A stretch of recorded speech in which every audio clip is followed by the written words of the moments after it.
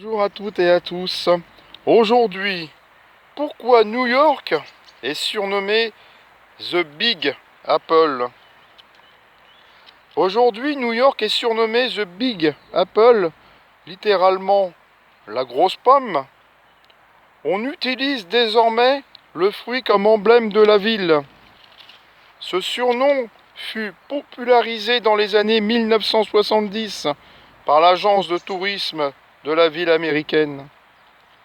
L'hypothèse la plus populaire le fait remonter au début des années 1920.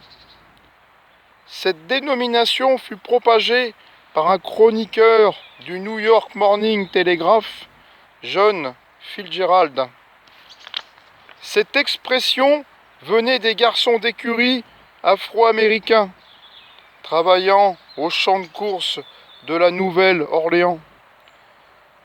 La grosse pomme désignait dans leur langage les champs de course new-yorkais, l'Eldorado de tout garçon d'écurie. Une décennie plus tard, de nombreux musiciens de jazz commencèrent à utiliser cette expression pour nommer n'importe quelle grande ville du nord des États-Unis, puis pour parler de New York et de plus particulièrement du quartier de Harlem, capitale mondiale du jazz. Une seconde explication, dont l'authenticité n'est pas avérée, fait naître ce surnom dans le langage argotique des musiciens de jazz. Beaucoup d'entre eux vivaient au jour le jour, de manière itinérante.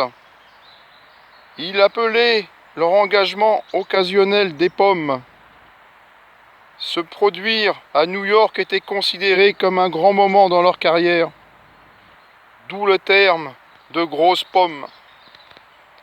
Big Apple, les amis.